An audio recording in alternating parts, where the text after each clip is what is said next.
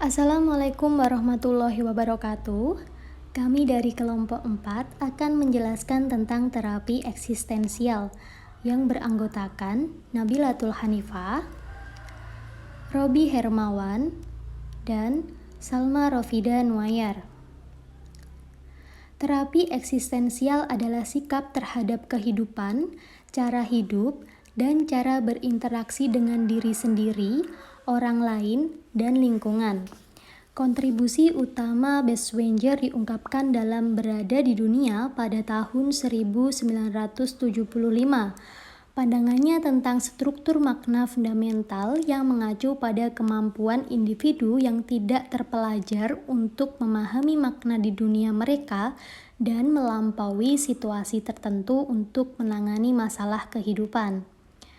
Menurut Maderbos menekankan bahwa individu harus hidup berdampingan di dunia yang sama dan berbagi dunia itu dengan orang lain.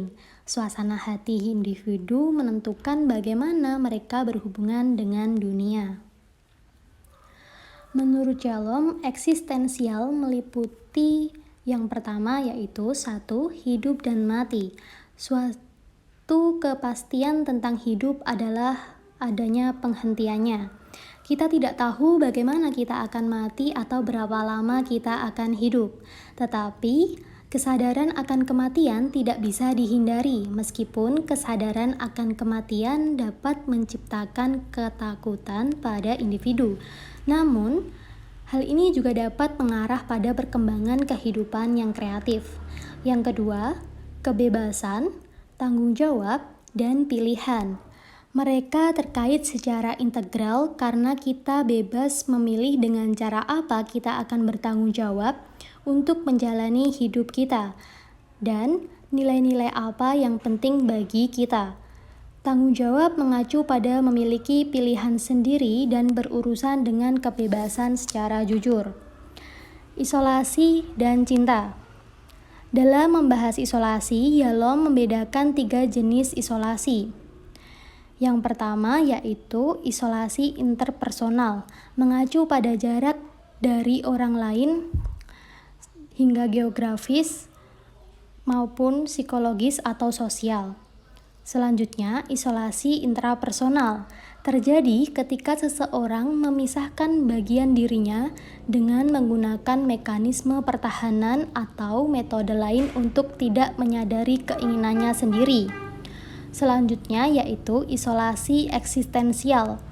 Hal ini bahkan lebih mendasar daripada isolasi pribadi atau intrapersonal. Ini mengacu pada keterpisahan dari dunia. Yang keempat yaitu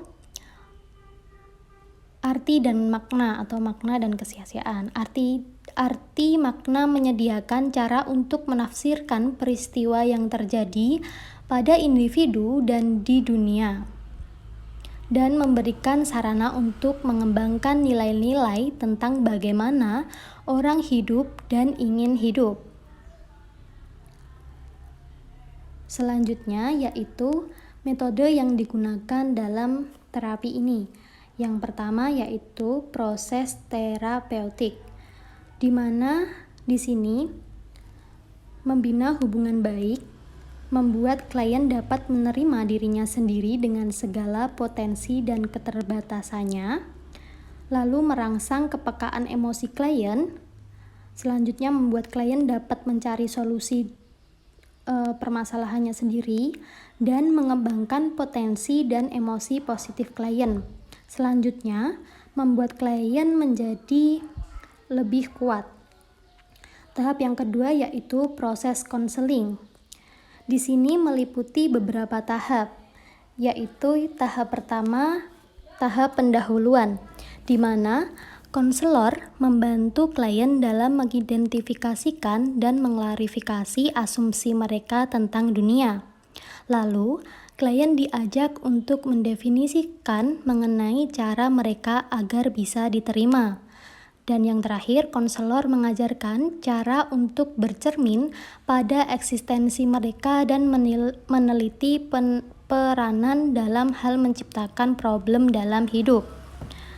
Tahap yang kedua yaitu tahap tengah, di mana klien didorong semangatnya untuk lebih dalam meneliti sumber dan otoritas dari sistem nilai mereka.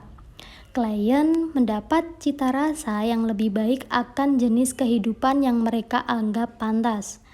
Selanjutnya, di sini klien dapat mengembangkan gagasan yang jelas mengenai nilai internal mereka. Yang ketiga yaitu tahap akhir, di mana konselor dapat menolong klien untuk bisa melaksanakan apa yang telah mereka pelajari tentang diri sendiri si klien ini. Dan yang kedua yaitu klien dapat menemukan jalan mereka untuk menggunakan kekuatan demi menjalani konsistensi kehidupan yang memiliki tujuan. Di sini selanjutnya yaitu kelebihan dan kekurangan. Kelebihan dari terapi ini yang pertama, dapat digunakan untuk klien yang memiliki kekurangan dalam hal percaya diri. Yang kedua, dalam hal ini klien memiliki kebebasan untuk mengambil keputusannya sendiri. Dan yang ketiga, bersifat membentuk kepribadian, hati nurani, perubahan sikap, dan terapi ini cocok digunakan untuk perkembangan klien dalam masalah karir, kegagalan dalam perkawinan, pengucilan dalam pergaulan, dan dalam perkembangan masa remaja menjadi dewasa. Namun, di sini juga ada kekurangannya, yaitu bahasa dan konsepnya mistikal. Yang kedua, dalam pelaksanaannya tidak memiliki teknis yang tegas. Yang ketiga, terlalu percaya dengan kemampuan klien dalam mengatasi masalahnya. Dan yang terakhir, memakan waktu yang cukup lama. Dalam terapi ini, kita mengambil satu contoh kasus yang dialami oleh Betty.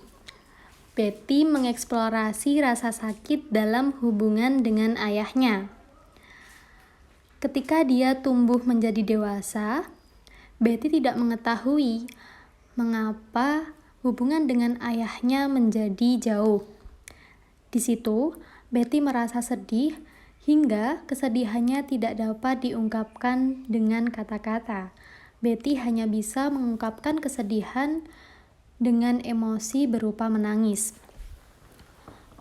Di sini, dalam pengenalan itu tidak perlu kata-kata untuk beberapa saat. Kesadaran di dalam dirinya jauh lebih besar daripada yang bisa disimpulkan menjadi kata-kata.